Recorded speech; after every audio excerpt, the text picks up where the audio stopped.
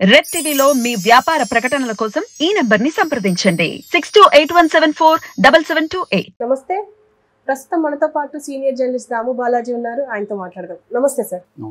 Sir, Raghurama Krishna టీడీపీలో Chandrababu Naidu seat ఇవ్వట్లేదు అని చెప్పి బ్లాక్మెయిల్ చేయడం స్టార్ట్ చేశారంట.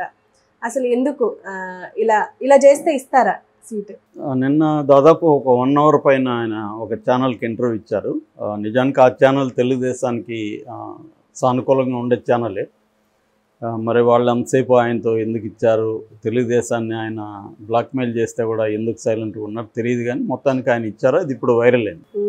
సో రఘురామకృష్ణరాజు ఏంటంటే బేసిక్గా అందరికీ తెలిసిన విషయం, ఆయన గురించి కొత్తగా చెప్పాల్సిన అవసరం లేదు. ఆయన వైసీపీలో ఉండి వైసీపీలోంచి ఎంపీగా గెలిచి ఆయనకు జగన్కి ఏం ప్రాబ్లమ్స్ వచ్చాయి, కానీ ఆయన ముందు నుంచి కూడా జగన్ను వైసీపీని విమర్శించడమే ఆయన ఫుల్ టైం యాక్టివిటీ. వేరే యాక్టివిటీ లేదు ఆయనకి. ఆయన ఎంపీగా ఇంకే యాక్టివిటీ చేశాడో ఎవరికి తెలియదు. ఆయన ఇప్పటివరకు నేను నా నియోజకవర్గానికి పనులు చేశానని చెప్పింది ఎక్కడ వినలేదు, చూడలేదు. సో ఆయన ఫుల్ టైం యాక్టివిటీ తెలుగుదేశాన్ని వైసీపీని విమర్శించడం, జగన్ని విమర్శించడం వ్యక్తిగతంగా. దానికి ప్రతీకారంగా జగన్ అతన్ని రాజద్రోహ నేరం కింద సెడిషన్ అంటారు కదా, సెడిషన్ యాక్ట్ కింద అరెస్ట్ చేసి అతన్ని ఇబ్బంది పెట్టాలనుకున్నాడు. కానీ రఘురామకృష్ణరాజుకి ఉండే నెట్వర్క్ ముందు జగన్ నెట్వర్క్ పనిచేయలేదు. సో తను ఇమ్మీడియట్గా సుప్రీంకోర్టు వరకు మూవ్ చేయగలిగాడు, బెయిల్ తీసుకోగలిగాడు. దానివల్ల ఇంకా జగన్ ఇంకా ఈ మెథడ్ వద్దనుకొని ఇంకా ఆపేశాడు, సైలెంట్ అయిపోయాడు. సరే మాట్లాడుకొని అని వదిలేశారు. ఇంకా రెచ్చిపోయి రోజు రచ్చబండని చెప్పడం, ఢిల్లీలోనూ హైదరాబాద్లోనూ కూర్చోవడం చేయడం చేశాడు. దాంతోపాటు జగన్ని జైలుకు పంపించాలని కూడా ట్రై చేశాడు. కోర్టుల్లో కేసులు ఉన్నాయి, కొన్ని కోర్టుల్లో ఆయన మందలించాయి, కొన్ని ఏమో జగన్కి వ్యతిరేకంగా కూడా కొన్ని నోటీసులు ఇవ్వడం అవన్నీ చేశాయి. సో ఓవరాల్గా తన లక్ష్యం ఏంటంటే జగన్ని ఇబ్బంది పెట్టడం, జగన్ని జైలుకి పంపించడం, జగన్ ప్రభుత్వాన్ని దించేయడం. అది తప్ప ఇంకా ఆయనకి వేరే లక్ష్యం లేదు. ఈ లక్ష్యం వల్ల ఎవరికి ఉపయోగం? చంద్రబాబుకు ఉపయోగం, పవన్ కళ్యాణ్కి ఉపయోగం. అందుకని ఆయన హైలైట్ చేసింది. కానీ ఆయన ఒక వీరుడుగా, నిన్న కూడా ఏదో ఒక ఛానల్ చూశాను, ఒక జర్నలిస్ట్ చెప్తున్నాడు ఆయన ఒక వీరుడు అన్నట్టుగా మాట్లాడుతున్నాడు. సో ఆయన రాజ్యహింసను ఎదుర్కొన్నాడు, ఇట్లాంటి భాష అంతా మాట్లాడుతున్నాడు. సో దాన్ని బట్టి మామూలుగా అందరూ కూడా ఏమనుకున్నారంటే ఈసారి తెలుగుదేశం నుంచి ఆయన పోటీ చేస్తాడు, తెలుగుదేశం సీట్ ఇస్తుంది ఆయన అని జనం అంతా కూడా అనుకున్నారు.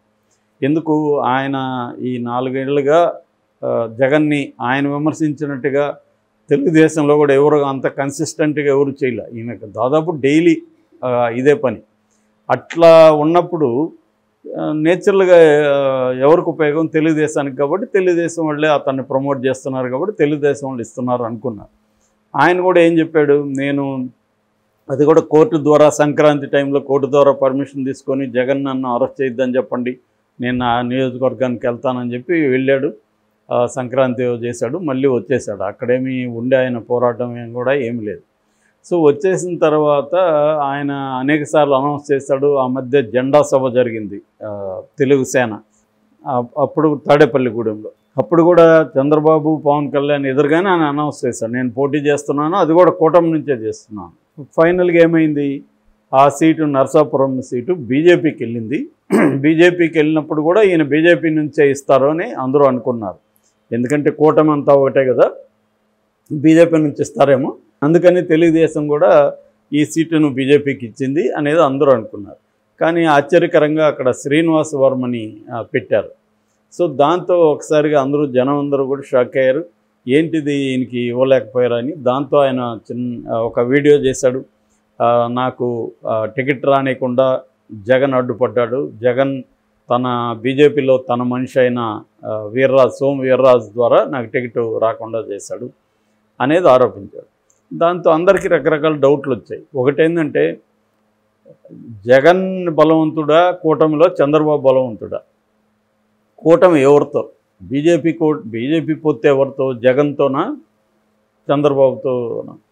సో చంద్రబాబు అనుకుంటే ఆ సీటును అసలు బీజేపీకి ఇవ్వకుండా ఉండొచ్చుగా.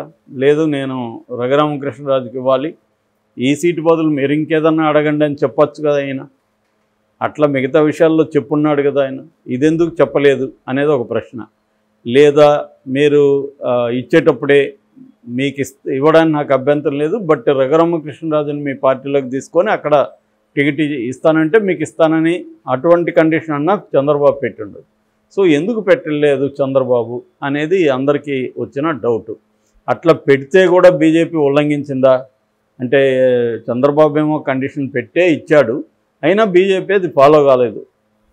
ఆ పాసిబిలిటీ కూడా ఉంది. అదేమన్నా జరిగిందా తెలియదు. జరిగితే మరి చంద్రబాబు మాటకి విలువ లేదా అనేది ఒకటి. ఇంకొక సమస్య ఏంటంటే, జగన్కి అంత బీజేపీ మీద పట్టుంటే రఘురామకృష్ణరాజుని ఈ 4 ఏళ్ళు ఎందుకు డిస్క్వాలిఫై చేయకుండా ఉండగలిగాడు? ఆల్రెడీ కంప్లైంట్ ఇచ్చారు స్పీకర్కి డిస్క్వాలిఫై చేయమని, ఎందుకు చేయించుకోలేకపోయాడు బీజేపీలో అంత ఇన్ఫ్లుయెన్స్ ఉంటే అనేది ఇంకో ప్రశ్న. ఇంకో ప్రశ్న ఏంటంటే, అసలు జగన్కి అంత బీజేపీ మీద పట్టుంటే మరి బీజేపీ జగన్ మాట వినేటైతే అటువంటి బీజేపీతో చంద్రబాబు పొత్తు పెట్టుకోవడం వల్ల నష్టం తప్ప లాభం లేదు కదా. అంటే బీజేపీ చంద్రబాబు కూటమి కంటే కూడా జగన్కే లాయల్గా ఉందా, జగన్కే ఇదిగా ఉందా? అలాంటప్పుడు రేపు కూటమి ఒకవేళ గెలిచినా లేదా కూటమికి బీజేపీ సపోర్ట్ కావాల్సి వచ్చింది అనుకోండి, బీజేపీ 5 సీట్లు గెలిచింది వీళ్ళకి కావాలి, అప్పుడు జగన్ ఆపేస్తాడు కదా. ఇలా అనేక ప్రశ్నలు మనకి డౌట్లు వస్తున్నాయి. సో దీని తర్వాత ఏం చేశాడంటే రఘురామకృష్ణరాజు కొన్ని పుకార్లు వచ్చాయి ఈ లోపల. అదేమొచ్చిందంటే, రఘురామకృష్ణరాజుకు బీజేపీ ఇవ్వలేదు కాబట్టి చంద్రబాబే కూటమి నుంచి ఇస్తున్నాడు, అది విజయనగరం ఖాళీగా ఉంది కాబట్టి అక్కడ ఇస్తాడు, విజయనగరంలో కళా వెంకట్రావుకు ఆఫర్ చేస్తే ఆయన వద్దన్నాడు, ఆయన ఎచ్చెర్ల అసెంబ్లీ అడిగాడు, కానీ ఎచ్చెర్ల అసెంబ్లీ ఆయన అశోక్ గజపతిరాజు కూతురికి ఇచ్చారు కాబట్టి ఈయన విజయనగరం ఖాళీగా ఉంది కాబట్టి రఘురామకృష్ణరాజుకి ఇస్తారు, అక్కడ కూడా క్షత్రియ పాపులేషన్ ఉంది కాబట్టి ఈజీగా ఆయన గెలిచే అవకాశాలు ఉన్నాయనేది ఒక వెర్షన్ వచ్చింది. లేదు, ఆయనకి అసెంబ్లీ అయితే ఉండి ఖాళీగా ఉంది, అక్కడ ఉండిలో ఇస్తారనేది కూడా వచ్చింది. అయితే ఆయన ఓపెన్గా నిన్న ఏం చెప్పాడంటే, నాకు ఉండి వద్దు, విజయనగరం వద్దు, నేనెందుకు వెళ్ళాలి, నేను ఇక్కడ నుంచి వెళ్ళను, ఇక్కడే సీట్ ఇవ్వాలి అని. ఇవ్వకపోతే మాత్రం చంద్రబాబు నమ్ముకున్నోడికే సీట్ ఇప్పించుకోలేకపోతే చంద్రబాబు రేపు పోలవరాన్ని ఏం కంప్లీట్ చేస్తాడు, సెంట్రల్ నుంచి ఏం తీసుకొస్తాడు అనేది ఆయన ఓపెన్గానే చెప్తున్నాడు. అంటే చంద్రబాబుని బ్లాక్మెయిల్ చేస్తున్నాడా అనేది కనిపిస్తుంది. ఎందుకంటే నాకు సీట్ ఇకపోతే నేను నీ మీద కూడా స్టార్ట్ చేస్తాను అనేది ఆయన ఒక రకంగా బెదిరించినట్టే ఉంది అది. అంటే నాకు సీట్ ఇకపోతే పోలవరాన్ని నేను కంప్లీట్ చేయలేడు, బీజేపీ నుంచి ఏమి తెచ్చుకోలేడు అని ఇప్పుడే మాట్లాడుతున్నాడంటే, సీట్ ఇవ్వకపోతే ఇంకా చంద్రబాబు జనసేన కూటమికి యాంటీగా మాట్లాడతాడా, బీజేపీకి యాంటీగా? ఆల్రెడీ బీజేపీకి యాంటీగా కూడా మాట్లాడడం మొదలుపెట్టాడు. పురంధేశ్వరి రాజమండ్రిలో పోటీ చేసింది, ఆమె కాంగ్రెస్లో పదవులు అనుభవిస్తే ఆమెకి ఇప్పుడు ఇచ్చారు, దాని బదులుగా వీర్రాజుకో ఇచ్చి ఉండొచ్చు, ఇక్కడ అనకాపల్లిలో సీఎం రమేష్కి ఎందుకు ఇచ్చారు, దాని బదులు మాధవ్కి ఇచ్చి ఉండొచ్చు కదా అని. అంటే బీజేపీ ఎవరికి సీట్ ఇవ్వాలి ఎవరికి ఇవ్వకూడదు కూడా ఆయన మాట్లాడడం మొదలుపెట్టేశాడు. సో అంటే తనకు సీట్ ఇకపోతే బీజేపీని నేను వదలను, చంద్రబాబును వదలను అన్న సిగ్నల్ క్లియర్గా ఇచ్చాడు.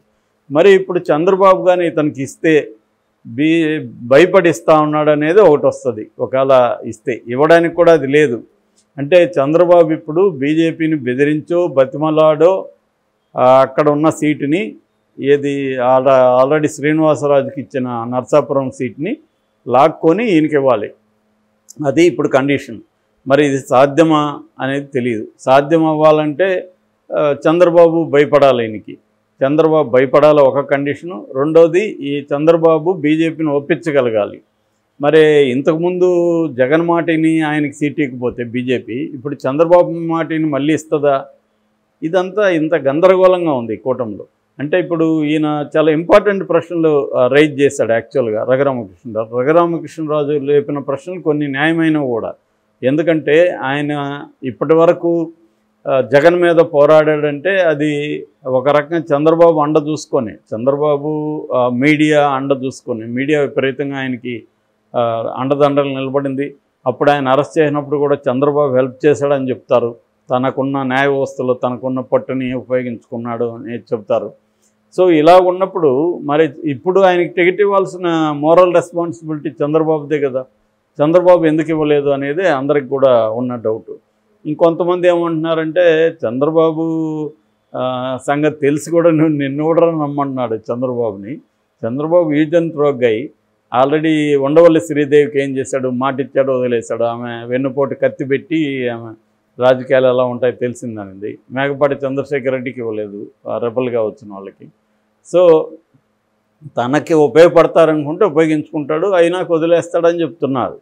ఆయనే కాదు, ఇవాళ రాజకీయాల్లో అందరూ అదే చేస్తారు. నువ్వు వాడికి ఉపయోగమా కాదా చూస్తారు ఒకటి. రెండవది, ఇటువైపు నుంచి ఆలోచించినప్పుడు చంద్రబాబు ఎందుకు ఇవ్వాలి అని ఆలోచించినప్పుడు రఘురామకృష్ణరాజు జగన్ని తిట్టడం తప్ప ఆయన ఇంకేమీ చేసింది లేదు నియోజకవర్గంలో. సో నియోజకవర్గంలో ఏమి చేయనప్పుడు ఆయన గెలిచే విన్నబిలిటీ ఉందా రఘురామకృష్ణరాజుకి? ఆ సర్వే కూడా చంద్రబాబు చేయించాడు. సో రఘురామకృష్ణరాజు ఏమంటున్నాడు, సర్వేలో నన్నే ఎన్నుకున్నారా అంటున్నాడు. మరి సర్వేలో ఆయన్నే ఎన్నుకొని ఉంటే చంద్రబాబు ఇవ్వలేదా? అప్పుడు చంద్రబాబు ఇవ్వడానికి ఏ కారణాలు అయి ఉండొచ్చు? రేపు పొద్దున్న రఘురామకృష్ణరాజు మనకు కూడా ఏకేమేకే గుర్తుంటాడేమో. ఆయన డిమాండ్లకి మనం తలకోకపోతే మనకి యాంటీగా కూడా స్టార్ట్ చేస్తాడేమో. ఎందుకు వచ్చింది తన్ని ఎంగేజ్ చేయడం, ఇప్పటివరకు ఉపయోగపడినాడు చాలు అని ఏమన్నా అనుకున్నాడా? ఇవన్నీ ఉన్నాయి. ఏం జరగబోతుందనేది చూడాలి. Okay sir, thank you.